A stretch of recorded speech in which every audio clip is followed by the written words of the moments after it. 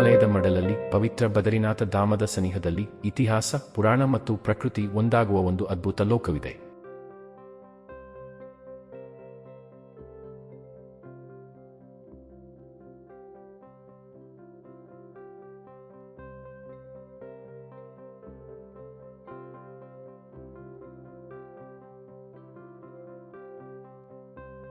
ಅದೇ ಈ ಮಾನಾ ಗ್ರಾಮ. ಭಾರತದ ಕೊನೆಯ ಹಳ್ಳಿ ಎಂದು ಪ್ರಸಿದ್ಧಿಯಾದ ಈ ಜಾಗ ಕೇವಲ ದೇಶದ ಗಡಿಯಲ್ಲ, ನಮ್ಮ ಪುರಾತನ ಇತಿಹಾಸದ ಹೆಬ್ಬಾಗಿಲು. ಇಲ್ಲಿನ ದಾರಿ ಕೇವಲ ನಡಿಗೆಯಲ್ಲ, ಅದು ಭಕ್ತಿಯ ಪರೀಕ್ಷೆ. ಯಾತ್ರಾರ್ಥಿಗಳನ್ನು ತಮ್ಮ ಹೆಗಲ ಮೇಲೆ ಹೊತ್ತು ಮಂದಸ್ಮಿತರಾಗಿ ಸಾಗುವ ಇಲ್ಲಿನ ದಣಿವರಿಯದ ಶ್ರಮಜೀವಿಗಳ ಭಕ್ತಿ ಅನನ್ಯವಾದದ್ದು.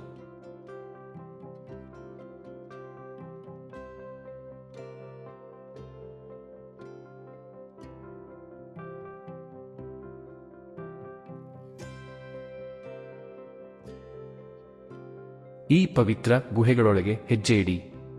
ಇದು ಗಣೇಶ ಗುಹೆ ಹಾಗೂ ಮುಂದೆ ಕಾಣುವುದೇ ವ್ಯಾಸ ಮಹರ್ಷಿಗಳ ಗುಹೆ. ಸಾವಿರಾರು ವರ್ಷಗಳ ಹಿಂದೆ ವೇದವ್ಯಾಸರು ಮಹಾಭಾರತವನ್ನು ಉಲ್ಲೇಖಿಸಿದಾಗ ಗಣಪತಿ ಕುಳಿತು ಬರೆದ ಪರಮ ಪವಿತ್ರ ಪುಣ್ಯಭೂಮಿ ಇದು.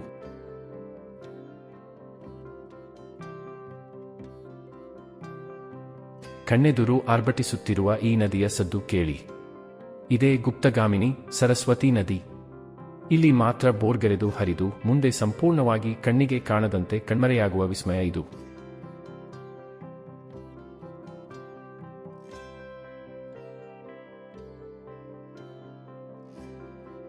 ಇಲ್ಲಿ ಕಾಣುವ ಆ ದೈತ್ಯ ಕಲ್ಲು ಪವಿತ್ರ ಭೀಮಶಿಲೆ. ಮಹಾಭಾರತದ ಪಾಂಡವರು ಸ್ವರ್ಗಾರೋಹಣ ಮಾಡುವಾಗ ದ್ರೌಪದಿ ನದಿ ದಾಟಲು ಮಹಾಬಲಿ ಭೀಮನೇ ಇಟ್ಟ ಕಲ್ಲು ಎಂಬ ನಂಬಿಕೆ ಇಲ್ಲಿದೆ. ಹಿಮಾಲಯದ ಕಲ್ಲುಬಂಡೆಗಳ ನಡುವೆ ಗರ್ಜಿಸುತ್ತಾ ಹರಿಯುವ ಈ ಪವಿತ್ರ ನದಿಯೇ ಸರಸ್ವತಿ.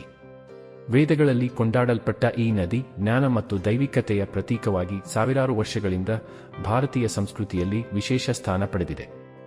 ಮಾನ ಗ್ರಾಮದ ಸಮೀಪ ಪರ್ವತಗಳ ಹೃದಯದಿಂದ ಹೊರಹೊಮ್ಮುವ ಸರಸ್ವತಿ ತನ್ನ ಉಗ್ರ ಹರಿವಿನ ಮೂಲಕ ಪ್ರಕೃತಿಯ ಅದ್ಭುತ ಶಕ್ತಿಯನ್ನು ಪ್ರದರ್ಶಿಸುತ್ತದೆ.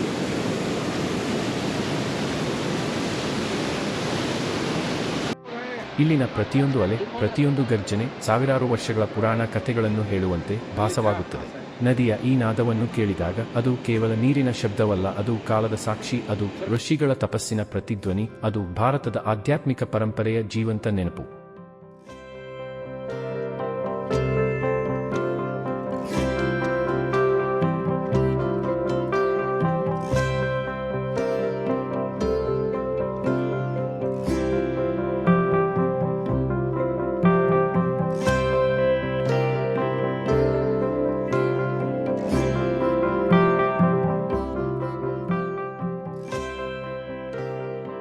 ಮಾನ ಗ್ರಾಮ ಕೇವಲ ಪ್ರವಾಸಿ ತಾಣವಲ್ಲ, ಅದು ಕಾಲದ ಪುಟಗಳ ನಡುವಿನ ಪಯಣ.